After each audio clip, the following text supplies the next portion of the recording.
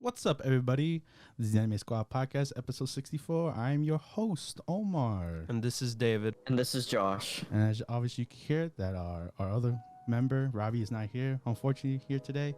He had to go do something, life gets in the way, and, he'll be here next week, hopefully. And with that, like always, we have timestamps for your favorite shows that you want to hear and all that good stuff. And anyways, this one's going to be a short one. A lot of our shows are almost wrapping up for this season, and let's just jump into it, man. Let's just jump in with obviously our goodie, but we have to say goodbye. It's the St. Powers Omnipotent episode 12, final episode for this show, and final epic battle, right? Very, very epic battle. I love the slideshow that we got there. Freeze frame slideshow. Yeah, and I know we talked about it, like they like to show the action, like, and that's not what their main point is, but like this one was like literally like half the show, and I was like, okay, I guess. Yeah, like, and throughout the show we didn't see, like, we know that the saint was summoned because there's a lot of enemies around and that is dangerous, and it was so dangerous that there were two saints summoned. Yeah. So it's like to not barely ever see any battles until the last episode. Yeah, it's kind of odd, since they kind of set it up as it was gonna be like this big epic adventure. It was funny. It was funny too, because when I was telling Omar that whole scene where we see the army there and getting injured, that's all we saw from them. On their knees. Yeah, on their knees. You always see them getting injured from their knees or not the Daddy shoulder. Albert though. Oh, his like shoulder. losing limbs and stuff like that. But you don't actually see what they're even fighting. You just see them all messed up when they come back, and it's like, oh no, it's really bad. Hey man, they'll find some deadly slimes, man. Yeah. That's apparently what it was, and it was so bad they turned into like big bears or something. Yeah. I was like, oh, okay. Yeah, that lake was intoxicated. But yeah, and then it was weird, like how this episode in particular, they were like talking about like, oh, the other mage guy, the powerful one, he's like, oh, he's known to set forests on fire or something like that. And like, he's the fire guy. Yeah, and it's like, I thought it was gonna be like a big deal, whatever, but it ended up like saving their lives or anything. If anything. Yeah. Burn the forest though. But yeah, it didn't matter, because when you have Sei doing her holy magic. Yeah, with Albert Hawk, and they're like holding hands, and it's very dramatic. Power of love, baby. Power of love, baby. Although we didn't see very much loving from our two mains, which was disappointing. I wanted to see like a hug. Can you give me a hug? I know, for real. Like there was a scene like kind of insinuating that, like when she came close to Hawk, and it's like we saw their feet or whatever. But like that's just come on. Yeah, it's come on, man. It's a hug. I'm not asking for a full-on make-out session, sex scene or anything. Just give me a hug. I know.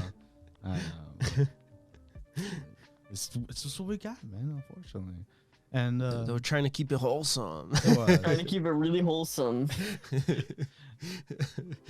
That was basically it. They solved the whole issue with the poison in the forest, and go back home, man. Go back home. They went back home, and they're gonna start a life together. Yeah.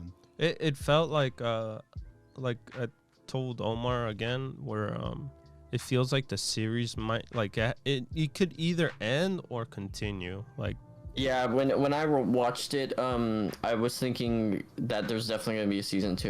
Mm-hmm. Yeah, because they ended off as like, story's not over yet, guys. Because that's the whole thing with the show, is it's so like, it's really slow, and there's still stuff that needs to be wrapped up, like the romantic development between Sei and Hawk. You still need to wrap up like, you know, the prince character, like all the Kyle. all the Kyle and the evil the girl. miasma and everything. They need to. There's like a lot of stories that are open ended at this point. And obviously our other girl who, like, after her whole development with finally talking to Sei, like, she kind of got shafted. Yeah, she had one episode. Yeah. So, yeah, there's more to be seen and all that stuff. So I wouldn't mind it, but like how they wrapped it up, I was like, okay, that was a solid. Like if the show were to like just it was just in for one season and that's it, it's fine how it is. Like, and if you want to read more, like if you want to know more, like maybe like read the manga or whatever it's based off of. But yeah, that was episode 12, man. Yeah, pretty short, and you know, final epic battle, and obviously we're gonna give our review of it. So with Sei, I mean, with the same power of Omnipotent, Sei was charming. She was a very cute lead to be, and how the whole isekai, you know, getting brought to the, you know, this realm and trying to save everybody. It was an interesting take how she, like at first she was not the chosen one or something, but she was, and you know, I thought it was gonna be a harem, reverse harem, but it ended up being the Daddy Albert show. But it caught me off surprise. You know, I thought it would be, I thought I would enjoy it less than the other shows, but this one was like, you know, it delivered for what it was, you know, romantic show, and that's pretty much it. I mean, the action could be better, obviously, and there's, like everyone here said, there's some problems that still need to be solved. So for me, my rating would probably be like 5. So it's a good time. You know, you can watch it whenever you want. I wouldn't watch it immediately, but like if you have free time, this is a good show to watch. Josh? So I didn't like the show. It was all right. It wasn't egregious. I felt like it sets itself up. The biggest problem the show has is it sets itself up for something that's like more of like a standard isekai adventure story, you know, with like, oh, being summoned to protect the world from the monsters, and then you have like conflict between the Prince Kyle and his father and Hawk and stuff like that. But I find that the show is more of a relaxing type of show, which is odd for this type of setting, and that's where I think this show is kind of like, it suffers from an identity crisis. It doesn't really know what it wants to be, if it wants to be relaxing or if it wants to maintain this persona of being a like adventure type of action story. Sei was a pretty good character. She didn't get a lot of development other than her magic developing, but I think in my opinion she was the only half decent character. Like we have Albert Hawk, obviously, who we all like, but he's just kind of just a pretty boy. Like he doesn't really get a lot of character development, stuff like that, and the other guys get barely anything. So it's weird, like, watching the opening again and seeing all these characters, and I'm like, it's Daddy Albert, come on. yeah Like, I don't know. I feel like the show, it wanted to be relaxing, but it sets itself up for something more than that. So you go in expecting something more than that, but you end up with just a show that's kind of makes you frustrated instead of relaxed, because you look at it and you're like, why isn't anything happening? You know, you just see her episode after episode just improving her magic ability little by little, but you don't see very much romantic development. Other than, oh, Hawk is the trigger for her amazing holy move. And yeah, I thought there's better shows you can watch in the meantime. I'll give it a 4. I think that, like, there's better isekai even in this season that you could watch. Okay. All right. With me, the show was it was kind of what do you call it, you know, a decent show. It's just, you know, midway through the story, I felt like this whole beginning part felt like a beginning chapter, you know, just one single chapter. Like how we talked about Jiran going super fast, this one was like extended so far. It was pulled. Yeah, this it one was felt stretched. really slow. Yeah. So this one was more stretched than ever. But it wasn't like pissing me off kind of thing. It's more like, oh, okay, so we're going this route where we're gonna take it nice and slow, like really slow. And of course, animation was just, you know, bland. It wasn't like spectacular or anything. It was just, you know, yeah, the bare minimum. Yeah, the bare minimum. But I enjoyed it for what it was, and for being one of our shows that it's in the bare minimum. So it's just in the middle for me. So I hardly have much to say. The soundtrack was your favorite? It was always it was always my favorite because it was just 2 tracks or 3 tracks, I think. I always hear the dun, dun, the one note piano, ding, ding, yeah. Yeah. No, then that's not even good about it. Because you know, there's other animes that the music is so well done. And, I'll be talking about it in another anime.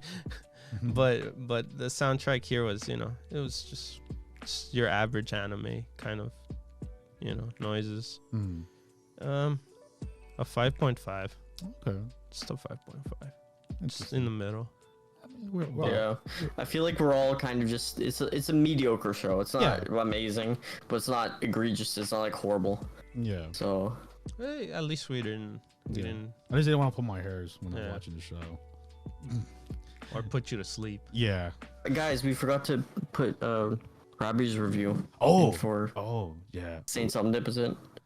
Yeah, you're right. My bad. My fault. So Robbie, what do you have to say? So I'll read it off. Go ahead. Okay, so we'll do okay.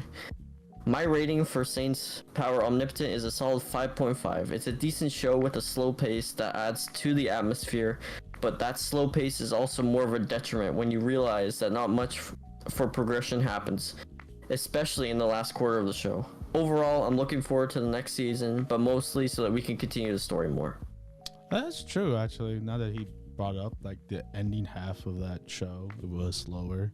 Like, once they got to the other capital, I was like, oh, okay. Yeah. It just, especially, I think, not this episode, but last week, it was, like, super slow. Oh, yeah. Like, the whole, it was slow. Yeah. So, I can see that point of Robbie's. But anyways, yes, my fault. I apologize, guys. On to the next anime. We have, you know, another one we're saying goodbye to. And obviously, I've been killing slimes for 200 years and maxed out my level. Episode 12. And also, I like to call it as the family anime because it's always about family and having a great time. And yeah, it's cute. I like this whole family aspect and like just seeing how all the characters, you know, like interact with each other and stuff. Like when I first went into this, I thought this would be not very good, but you know, it surprised me. It's actually pretty. It's pretty fun. But yeah, the episode was the maid coffee. Maid cafe. Maid cafe, yeah. It was adorable. It was very adorable. We get to see, you know, them trying all on the maid outfits and everything, and everybody, you know, really liking Laika for some reason. I didn't see why. Yeah, me either. Like I thought she looked the same. She looks the same. Yeah, she looked the same, just with like, you know, the black and white, you know, maid outfit. And I was like, okay, whatever. I mean, she's already been cute, so. Yeah, she's still cute, so fine. It is what it is. But yeah, it was you know, just typical another episode of their hijinks and like, you know, I honestly I like the ghost girl. She was like my favorite because she was coming in clutch, bro. She was actually serving tables, you know, floating stuff. What's the whole reason of them doing the cafe thing again? Why not? Oh, it was for the festival. Oh, okay. They had like a summer festival or something, and they're like, oh, we should do something for this, and Azusa's like, I never did anything for it because, you know, I didn't want to be noticed, but I guess now I could do something because everyone knows who I am. So yeah, so they're like, let's make a cafe. Interesting. I thought it did it just cause it was just another day having fun. No, actually Azusa came up with the whole plan in the first place because she was like she was like, "Oh, we can be maids and we can make coffee and stuff. I don't think it'll get very popular, but you know." And then the next day, there's like a line stretching around the entire town. Yeah, that would have been like to go into the cafe. That would have like stressed me the hell out. Like, oh no, god damn it! Imagine a work day like that. Oh my gosh, that would be the worst. Damn. But they were up for the task, man, and they even got extra help from they got Beelzebub from everyone from the demon world. You know, the Leviathans. From the demon girl. The Leviathans came in clutch. The Leviathans were cooking up a storm. Heck yeah. And then we became manager on the first hour and head chef. And I think it's a fitting ending because, you know, we reunite with everyone from the show, from what we've seen in the show. Like, you know, obviously the bunny girl who could sing, that slime fighter. Yeah. The cleaning witch. the dishes really well. Yeah. The witch. Yeah, the witch, you know, selling Yeah. the product. So yeah, it was it's like, you know, for a show like this, like when it's just having cute stuff, it was a cute ending, obviously. It was a cute ending. It was fitting for the show. I wasn't left unsatisfied. Yeah. You know, we saw possibly a season 2 coming through with this. Like, as was hinting at it.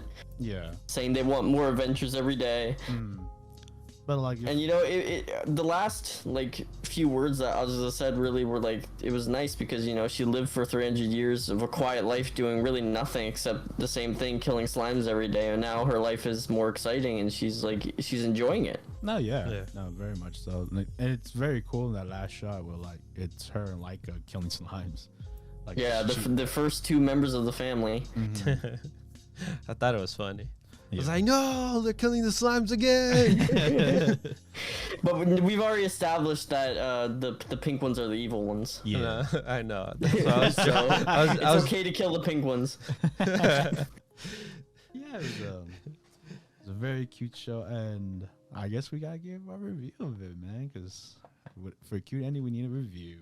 For me, I'm like with Josh. I did not expect much off of this one either, but it was just a great time, man. Great time spending with the family and just their wacky adventures of how to overcome their little situations. You know, how each member became to be, and like living together, all that stuff.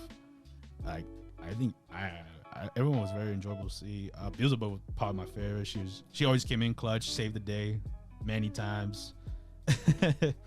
And yeah, man, animation's good for what it is, and the sound effects, man, like you guys pointed Sound out, effects are awesome. sound effects are amazing. Especially on this last episode, a lot of boings. A lot of boings coming through this last episode. There's like a scene where there's like 20 of them. Yes. So for me, you guys actually raised it up for me. I'll give it a 6. A 6 out of 10. It's an enjoyable time. Nothing too serious, but you don't have to always watch a serious anime to have a good time. So 6 out of 10, man. Fun time. Josh. I'm in the same as Omar. I didn't like I said obviously before, I didn't expect much. Came into it and was pretty surprised at the the humor, comedy elements. There's not if you're going into this anime to expect like fantastic character development and a big adventure, scratch that. You're not gonna get that. It's just fun hijinks every episode, but it has a nice underlying theme of family and what it means to be part of a family, and having just a relaxing time, goofy time with your friends, stuff like that. It's not the greatest thing in the world. It's not the most in-depth thing in the world. I give it a 5. I recommend that you guys watch it if you just want to watch something cute and fun, and you don't have to think too much about it. Sounds about right. What about you, Dave? All right, for me, well, I was the one that decided on watching this show in the beginning, so I was like, oh, are these guys gonna like it? Yeah, because most of our animes, we choose it by the cover itself, and I guess I was the one that picked this one in particular. And I'm actually glad that this one didn't turn out as bad, what I thought a while ago. But now I really enjoyed it for what it is. You know, it's a good time to pass. You know, if you guys don't have any anime to watch, like currently, you should check this one out. You know, just in case you don't have any other anime. But yeah, fun, entertaining bits. You know, episodic in a way, and that's what's fun about it. Of course, the sound effects. Animation's just mid tier kind of. Yeah. And I think I'll give this one a 6. Okay. Just a 6. Yeah. Same as me. Yeah. Does Robbie have a? And so we have Robbie's rating for Slime as well.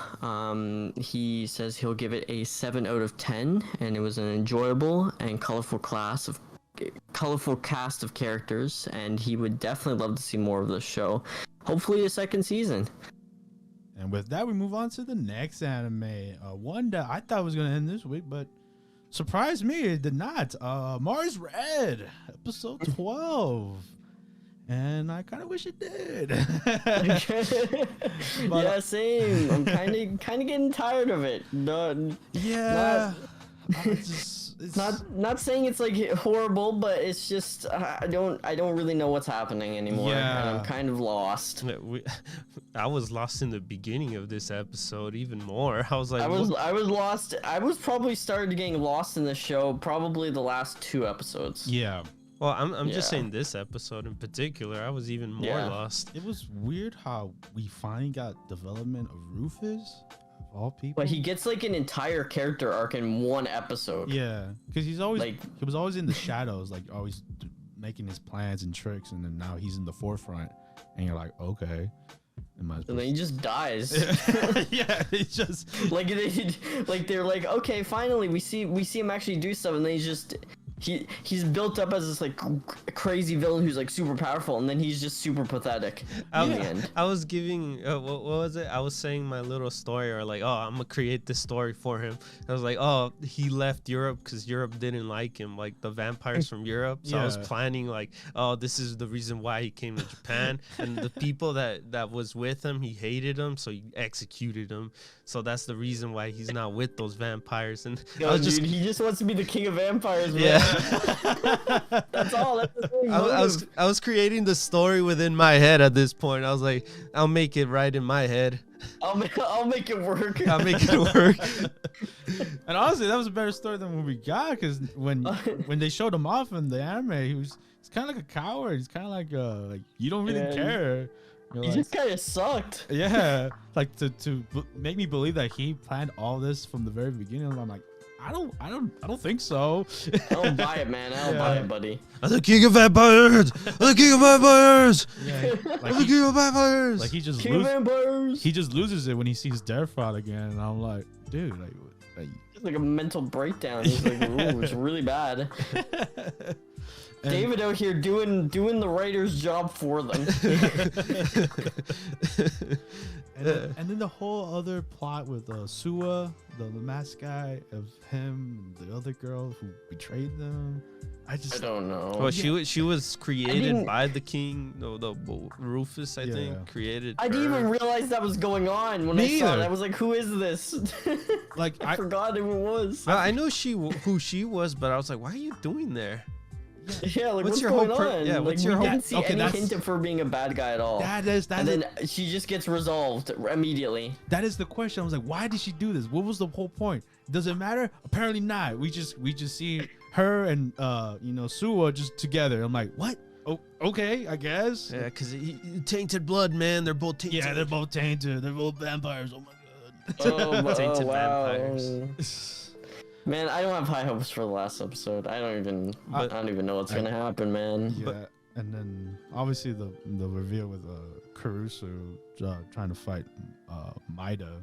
That came out of nowhere. Super came out of nowhere. I'm just like, the only story I'm looking forward to is Kurusu and I. Yeah.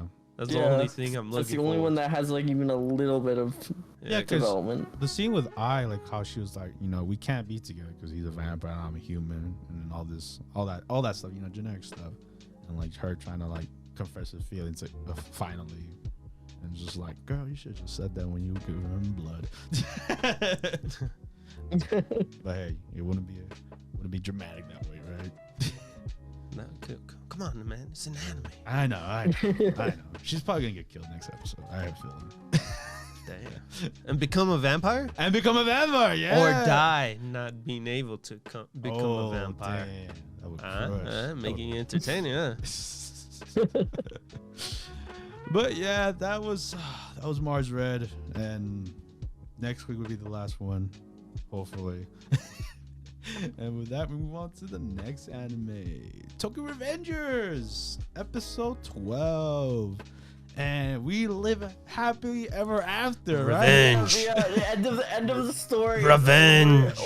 Only 12 episodes. Yes. Go into it. Enjoy the last episode. Everyone lives happily ever after. Revenge.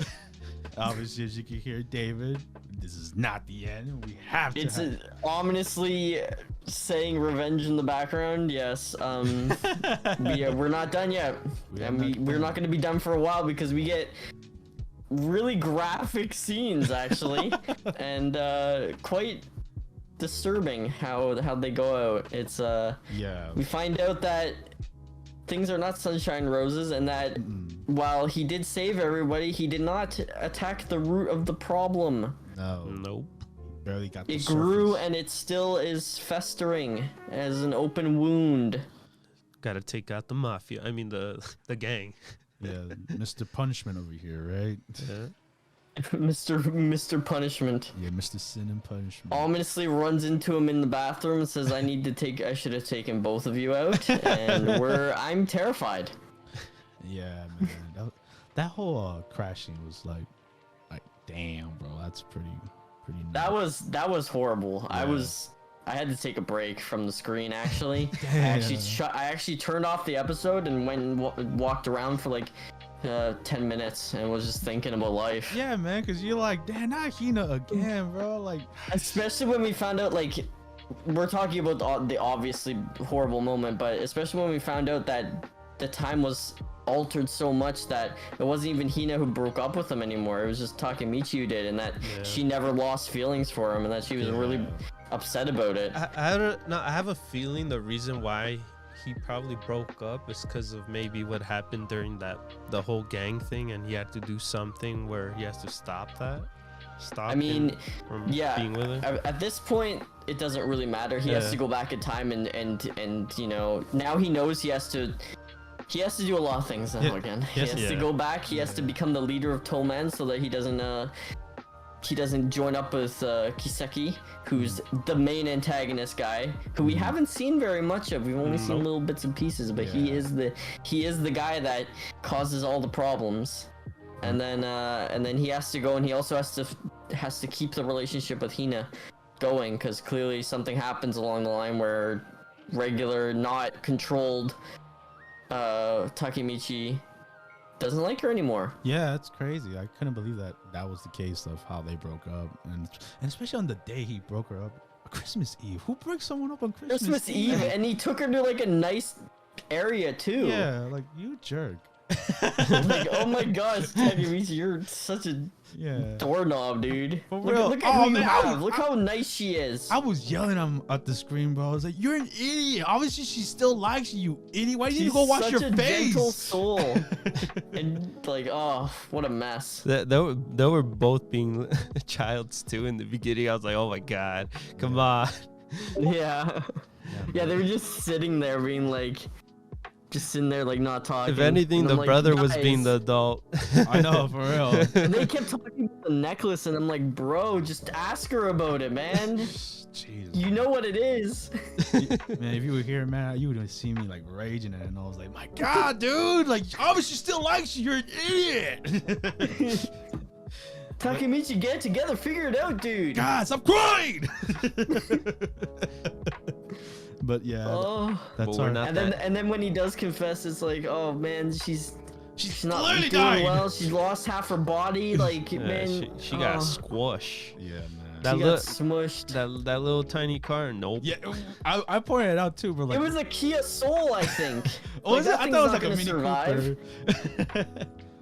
Yeah, against the Hummer, hell no, bro. Against the Hummer, that thing just folded like a pancake. Yeah, I had a feeling because I saw the Hummer twice within the scene. I was like, wait, what is happening? Like throughout the whole episode, I've noticed like little things are changing. I'm like, wait, Yeah. why is he getting called for the specific thing he has to do? I'm like, oh, he's gotta go. So then that leaves them two, because he said only two people, the Takemichi and her.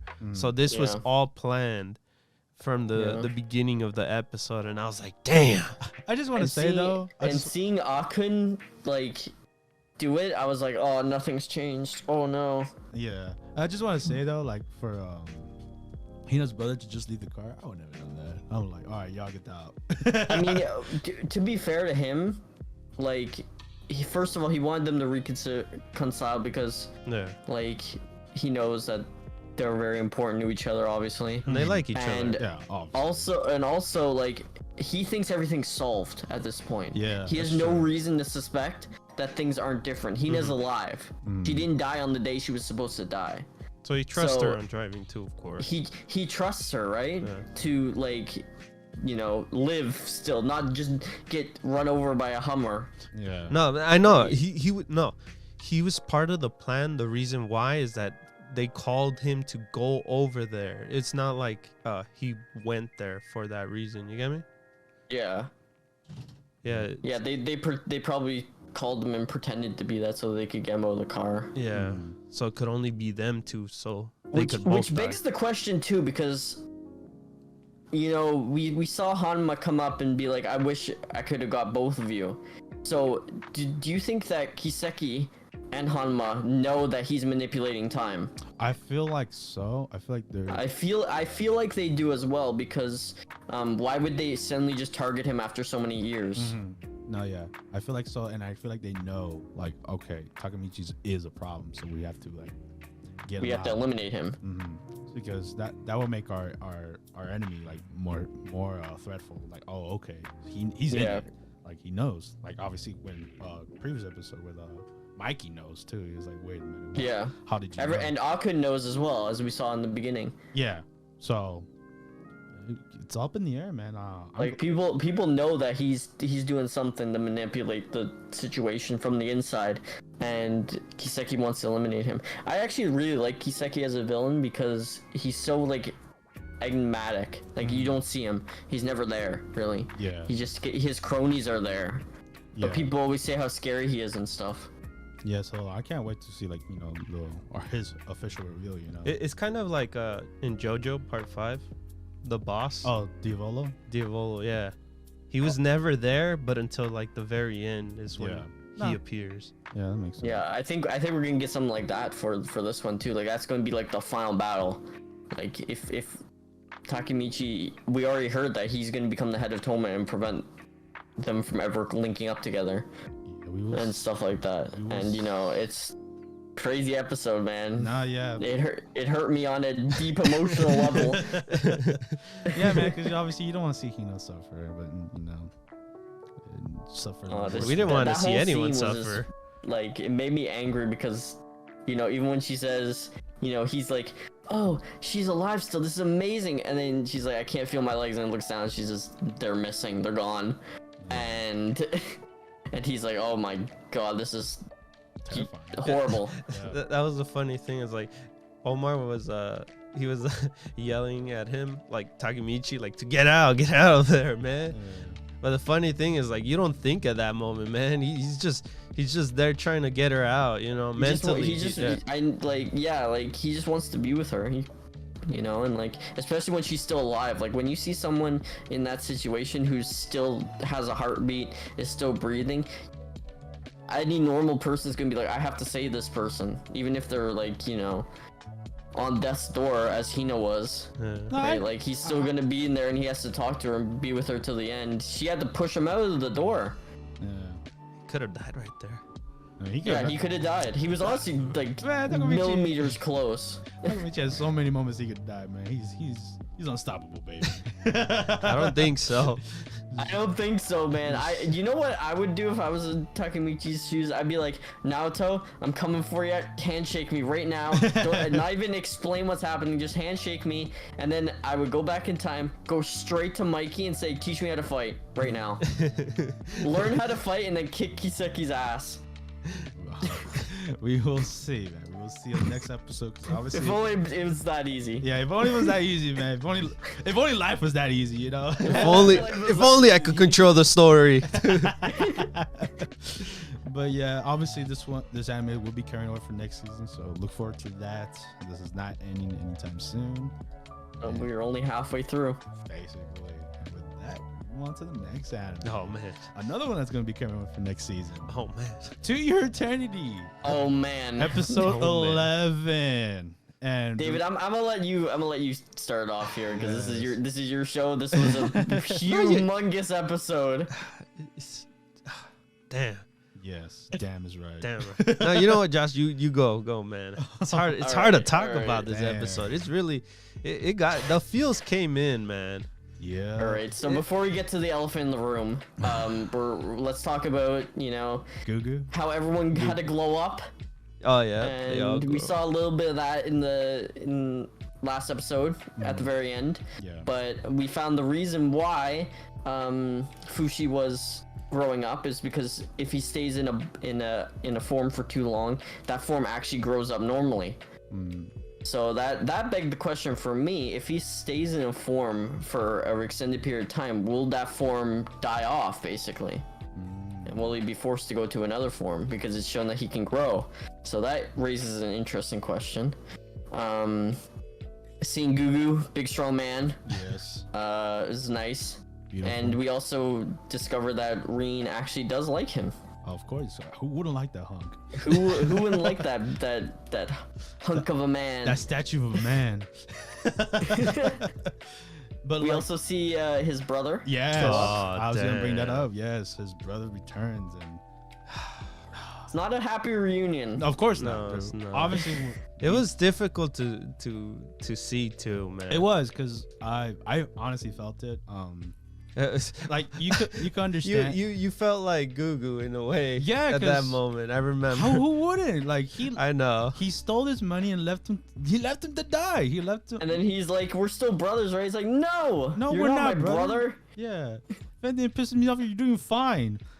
But like, obviously, the big thing was like he never sold the ring that he gave to him. He kept it, Yeah. and he knew it was Gugu the whole time when he looked like dead on the street. Yeah. Yeah. And that's the thing that got to me. I was like, damn, he still has something, but it's like it really hurt Gugu at the same time, and it's hard for him to recover that. But I guess he's gonna keep trying. It's Yeah. it's like you know how like say like a father abandoned a son or like a daughter, and like they reunite. It felt like that moment, and especially Yeah, it did. It felt like that there's pain there, right? There's always gonna be trauma there, but like they can start off again. They can work through it. yeah, and that's always hard to do, and especially if like anyone. And in this case, Gugu, like it's just like accepting like we could start over. I could be your big brother, and Gugu's like, F you, man. You're the Yeah. worst. Like I already have my family. And Yeah. I like that the brother ended up just giving back the ring. Yeah. Yeah, he didn't push the issue. It was actually a nice moment because he was Yeah. like he wasn't trying. He didn't get into a yelling match. He just took all the pain that Gugu was expelling and stuff like that. And that's what you have to do in that situation. If you mess up really badly and someone's really mad, you have to say I messed up. Yeah. I did wrong. Yeah, and from what how I initially reacted to him to how he became at the end, I was like, oh, okay, I do respect you, but just don't expect it right now, man. Just Yeah, just we have to rebuild it. It has to be rebuilt again. and it was very real. And then even with more with that, with the old man, what he said to Gugu and before he left, I was like, man. Why you gotta say that, man? Why you gotta say that? Yeah, But like, damn. it is genuinely like what how old people will react though. Like like, hey man, like I've been with you for a long time, and I just want to see you grow to be, the person that I expect you to be and stuff. And Yeah, before I pass away, you know. And damn, man, It hurt. this episode was hard to watch, man. Yeah, It's hard it's hard to come for the about feels, the worst man. moment, but Yeah, I know. No, but also I like the fact where so he gives the ring to the old man, but then what's her name again? Reina sees the ring, and it reminds her of the past. So like, oh, that ring belonged to me and stuff like that. I like that little flashback thing because it makes sense. That's when she knew, I think, that it was the kid. Most definitely. That's where she starts like having even more feelings for him. I was like, oh, yeah, she figures out what, you know, like what happened all those years, and you know, obviously we have the whole scene where Gugu's still being treated like an outcast and everything. That hurt to watch, because it's like, even though he's strong and like he's, you know, he's grown up, people still view him like he's a freak. Like, and it's messed up because obviously he's big and strong, but like, doesn't mean people can't make fun of him. And I like this new helmet though too. Look badass. And Gugu's so gentle though. Like, he's so different as a kid. Like, as a kid he'd be like, angry and very emotional. But here he's like, I get all my life. It's fine.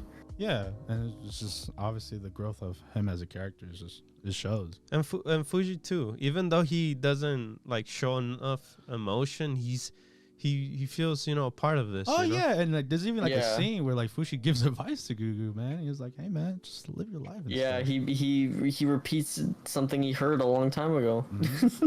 So I'm just like, damn, man. He's becoming human. Yeah. In a way. And that was nice to see. And then, of course, with the elephant in the room. Yes, the big moment. The phenomenal scene with Gugu and Rin where they finally realize what happened all those years ago. And it's really, I like it because the movie never says it. Rin just figures it out. See, with this show, this is what I wanted to say earlier. I love the soundtrack. I love the musical instruments playing off while the tension was building up towards the end. While they're giving their feelings of what happened and the flower and all that stuff. I was like, oh my heart. No, yeah, man. I know it was genuinely a beautiful scene. It was like David said, the music was amazing, and it was just swelling as they were like, as Rin was figuring it out, and as she was like, I can take a guess as to what happened. That was so beautiful. Yeah. And then, Omar's like, why? Come on, girl, it's him. Yeah, but she knew it. She was just making it, not coming out and saying it was him, but I love the telling him that it was him. I love the part where Gugu was when Ren's like, why didn't you tell me? And it's like, oh, because she was obviously complaining about the big scar she got, so I was able to say, and I was just like, oh my God. She was like, why didn't you tell her? And he was like, because she was very bothered by the scar. Yeah. And that's when she was like, yeah. And then she started recounting it, and he was like, yeah, that's what happened. Yeah, man. And she knows now why he covers his face, because she knows what happened to him. He told her that a log fell on his head and everything, and it's just messed up his because face. all this time her parents have been, and everyone around her have been parroting the idea that the guy who pushed her and caused that scar was evil, was an evil guy. And now Gugu just said it was to save you from a log coming and going to crush you. Yeah.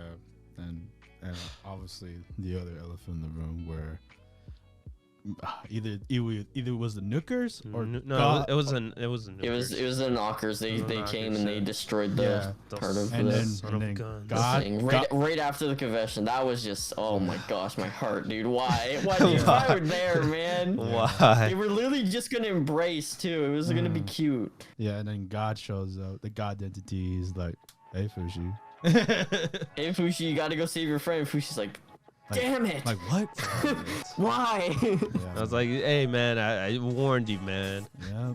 I warned you, alright. And it's I know, because he did too, because it was interesting to see, because the god entity was like, the Knockers, they remember, and they're not gonna let that happen again. So they purposely went and attacked Gugu because they knew he had the power to defeat them. So they went right after him right away and caught him off guard. It was like, oh man. They're gaining power. And we will see on next episode if Gugu made it, or Jeez. what happens, because like every week I always say I'm excited, but I'm always scared at the same time to see what I'm happens.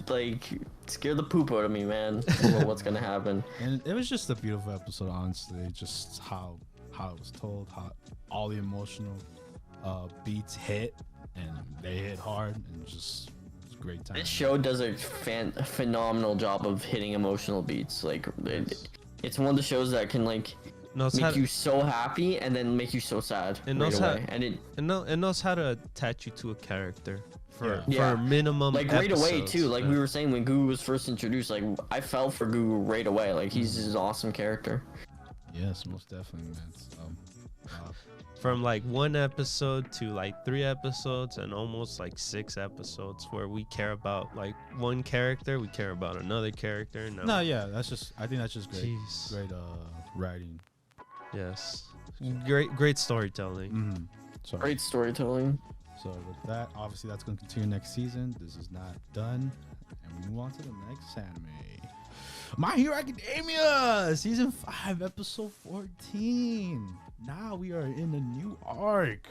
The work studies. This is what I have to say about My Hero Academia. There's always one like really like lame, boring arc, and then there's one arc that's like pretty good. Yeah, and it's always I wish they just got rid of the arc that was just like them in school, because it always is boring. Always. Yeah. There's never like an arc that's like super interesting. Maybe the sports festival one. Yeah, the tournament one was interesting back in season 2. Yeah. But now we get into the real good stuff about My Hero Academia. The actual like politics, the hero, seeing how they interact, like seeing Hawk be like a double agent or bad guy. Like I don't know what's going on with him. It was very interesting beginning with Hawk, how he's just like scouting the area like always. And Yeah, Hawk is an interesting character. yes, most definitely. And I'm glad that we get to. I still don't know if he's a bad guy at this point, because he plays both sides so well. Yeah. That's what's entertaining about him. I'm like, you don't know what he's a what do you call it? Mixed character. It's either hate him or love him. It's like he's really difficult to know what he's gonna do next. You know, It's a life of an agent, bro. Yeah. You have to prove that you're still a good guy, and you have to prove that you're with the bad guys. So and he makes it sound like he's a good guy. You know, and that's what makes him. he's a great. cheerful dude, and He's a great manipulator. that too. He's awesome. That's why he's number 2, baby. Number But also, one. like, hidden. like I said, I don't know what his goal is, because he says he wants to be part of the League of Villains and stuff like that, but then he goes and gives like Endeavor like a book that gives him advice and what to do, and kind of lets him in on the knowledge of what's going on and stuff. So I don't know really like what's happening with him. I don't know what his game plan is. That is true. What is his big goal? Like, why is he playing the double agent part? So that is interesting. And also Endeavor, I think we show how smart he actually is. He's not just a hothead. Yeah, he's actually got he's deserving of that number 1 spot. Yeah, especially like when he heard crime before it even happened. He was like ready to action, ready to go. Like, drop that briefcase, bro. I'm gone. So that was very cool to see, and I was shocked that he picked up the cryptic code of the enemy within the book itself, Mhm. right? Yeah. The Last War, was it? No, it was like the enemies within the hero kind of facility or something like that. Like there's multiple of them. Yeah, I forgot what the book was called. Oh, like the book title. The book was like War Liberation or There something you like go. that. It was like Yeah. a war novel. But it had the It felt like it was like the Art of War or something. Yeah. Like their world's version of that. Yeah. That makes sense. But yeah, this is the part I think like why a lot of people like My Hero, including myself, was like, yes, this is the entertaining part, and I'm glad we're finally here. When we have less cast. when we have less cast and more of a story. Yeah.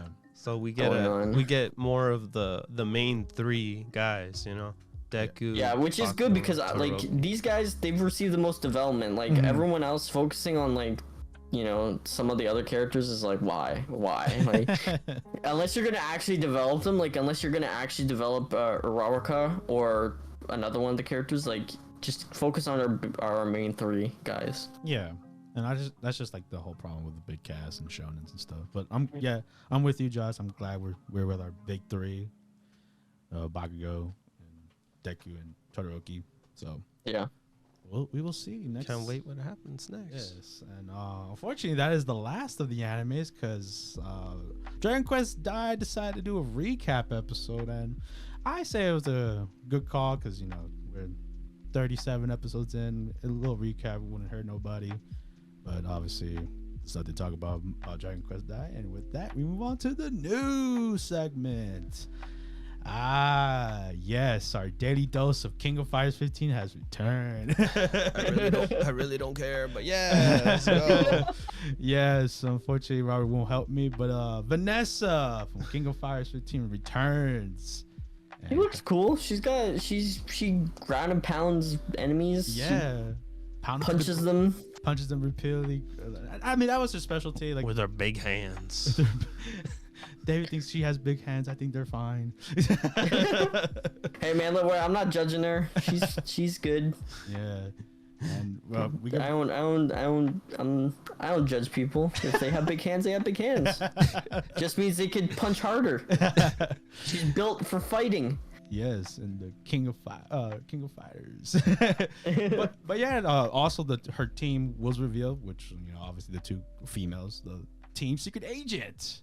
And a very, very beautiful team they got there going on with Blue Mary and I forget the other girl's name, but yeah, she looks interesting. She looks pretty fun. Do you know a story about her? No, not really. She's there's like always, King of Fighters has a big roster. Some characters you remember like Terry. Yeah, like Mai. I'm always interested in because we cover a new fighter every week pretty much. It's crazy how many fighters there's going to be in this game. Yeah, I think Vanessa was not in the last one. Correct me if I'm wrong. Yeah, the one with the knowledge of King of Fighters is Robbie. Robbie's the knowledge guy. But question I have to ask, is everyone going to be here like Smash? No. Every single person in the King of Fighters universe. I mean, maybe that could be like the big reveal of stuff. Like they have everyone. They're all here. But there are some strange characters in King of Fighters. Like, was it King Doug? Man, that guy's awesome. That guy's funny. And like, there's also like an American American team where like it's based off like sports. Like there's a basketball player guy, a football guy. And it's like I said, it's a very interesting roster. And then my favorite character, I know Robert would get it correct, Mr. Big. It's just a phenomenal character. If he comes back, bro, you guys will hear it. But yeah, that's Vanessa coming in. She looks good. She looks gameplay. I wish there was more flashy moves, but she got them hands, Got them hands. She could throw hands. And with that, we move on to the next news. Final Fantasy IX, a beloved game from many people. Probably their favorite Final Fantasy in the title. Anime series. It's getting an anime series. Not just any anime series. A series aimed for children. Yes. Ooh, that's interesting. Yes, this is gonna be for kids, and I think it's a good call because if you guys seen Final Fantasy IX, their cutscenes, it's very kid-like. Their CGI scenes are, it's very friendly, but obviously the story's dark because being Final Fantasy and stuff, world-ending. Oh, is it gonna be like CGI or is it gonna be like actually animated? I wish I could answer that question. There was no trailer for it. It was just announced that it's happening. Cyber Group Studios is going to be doing the animation for it, I think. Or am I wrong? I'm not sure. Well, they're going to handle this project, at least. I don't know about animation, but like they're handling this whole thing. And they plan on releasing it next year. Hopefully, it's not a certain date, but it's interesting because I honestly love this title myself, and getting to see Vivi again, Zidane, Steiner, the whole cast.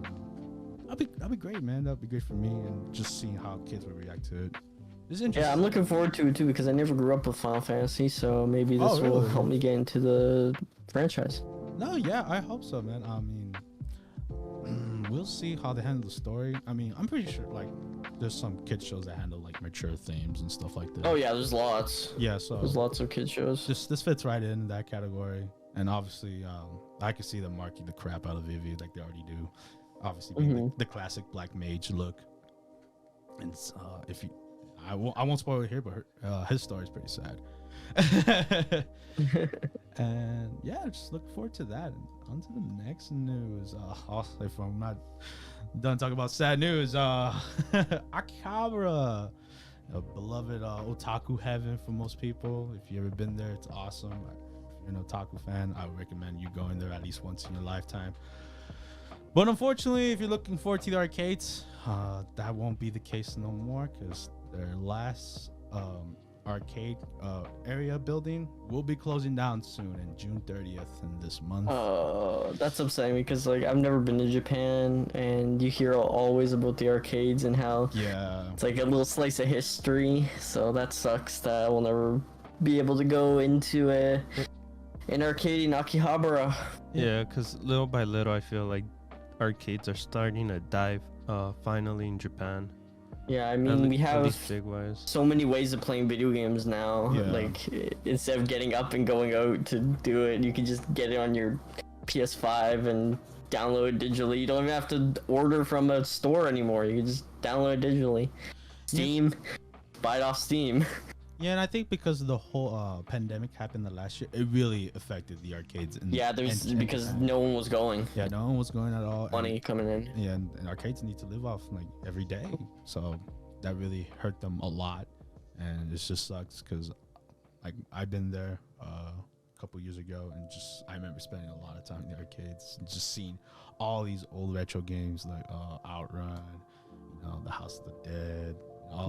There was floors and floors of many floors of old school and new arcade cabinets. It's just crazy. That's what's great about what was great about Japan in general, like compared to over here in the States, in the US. I mean, it's hardly like a lot. All we have is Dave & Buster's, but they only do new stuff. So you don't get to see the old school cabinets or anything like that. Like there are some dedicated places, but those are rare. Yeah, rare to even. And you have to travel like a long ways to do it. And they're not as big as obviously floors upon floors of arcade cabinets. Exactly. So it's just sad news for me, and I guess for everyone else. It sucks, man. It sucks to see. And with that, on to the next news. This movie came out of nowhere. There's a movie called Words Bubble Up Like Soda Pop. It's a very interesting title. Yeah, it's a very interesting title. It's an anime film that will be opening in Japan on July 22nd. And from the trailer, Netflix. Yeah, on Netflix? Yeah. Oh, my bad. Yeah, it's a Netflix movie. Netflix film. All right. Yeah, so it'll be coming on demand, non-theaters. My bad. Yes, it'll be on Netflix July 22nd. And what do you guys think of the trailer, man? It was really entertaining for with the plot that we're saying, I guess, from the trailer itself. It looked interesting, Yeah. The art style was pretty cool. It reminded me of Great Pretender. Yeah, with the bold colors. Yeah, the bold colors and stuff like. Yeah, it was really eye-opening. Yeah, I agree. It looked really bright colors, cool character design. The story looked really interesting too. It looked like a kind of a standard like love story almost. Yeah, and stuff like that. But it's I'm excited for it. It came out of nowhere, like Omar said. So we're just we're like, oh, a new Netflix movie coming out. We got like no news about it until like a month before. Yeah, you didn't even know it was Netflix, huh? Nah, dude. It's just crazy. That's the way Netflix is, though. Yeah, like, Netflix just drops stuff. Yeah, I look forward to Netflix every Friday, man. They always drop something new. But yeah, just like the whole like being a kid, trying to love your imperfections from what the trailer gave off was pretty interesting. Like we've seen it before, but I wonder how they take their spin on it. Yeah, because you said what was your pick with both of the characters? What was their thing? Oh, their imperfections. Like one didn't want to. He didn't like the way he sounded. Like that's what I think the title comes from himself. And then the girl, she has like buck teeth and like braces, so she wears a face mask. From what the trailer gave off. So it looks like it's gonna be one of those coming of age stories about like self-confidence and stuff. Yeah. So we'll see, man. I'm very looking forward to it next month. Netflix always bringing in. And for our final news, more of a funny news and how you interpret it. Love is War is getting a live action movie. It was an interesting trailer, man. Yes, like I think the trailer itself it captured the wackiness of both Kaguya and our main guys, like their battle in their minds, really well, and just them to see it do it in live actions it's hilarious. And but yeah, they look good. The cast. Oh, so they're it's I guess from at least from the movie the trailer we saw, it's only the sports festival and the culture festival. Yeah, the from the manga itself. Okay. Yeah, there's some parts that I was like, who's this character, you know? But yeah, I like to see it looked different too. Like some scenes were like different from the actual show itself too. I think they're having their own spin maybe. I mean, they should. I mean, it's live action. Yeah. You gotta do your own spin on it to be worthy. I know, like, live action animes get a bad rap over here, but check it out, man. See if you're into it or not. You know, man, what is it? I think the last live action anime I saw was Death Note, and that's not a good representation. Yeah, I haven't seen Love is War yet. Shocking. I'm on an anime podcast and I haven't seen Love is War. But live action. Have you I seen hope one? they do it. I hope they do it right. That's all I can say. Have you seen a live action anime movie, Josh? I avoid them like the plague because I've only ever heard of really bad things. Yeah, no, yeah. Like I said, they get a bad rap over here, but like the Death Note one, I just wanted to see. just to say you saw it. Yeah. What about you, David? What? Have you seen a live action anime adaptation? I guess Your Lie in April. Oh, okay. So it's pretty much it was pretty much the same as the actual beat by beat. Yeah. To the It's show not too bad itself. then. Yeah. If it's the same. Yeah. When they change stuff to make it more like Western friendly, that's when it's like, oh. Yeah, like Death Note. Like Death Note. But yeah, look, if you're a very big fan of live action, adaptations, look forward to it. Give us your opinion about it. And with that wraps up the news. And the podcast itself, like I said, it was a pretty short one this week. But by next week, it's gonna be the start of a new season, and I hope you guys look forward to that. And if you did, make sure you like, comment, and subscribe. It helps us a lot. And share if you think we're awesome or cool, whatever you want. And like always, I appreciate whoever made it this far. And as always, I'm your host, Omar. And this is David. And this is Josh. And we'll be seeing you guys next time. Bye, guys. Bye. See ya.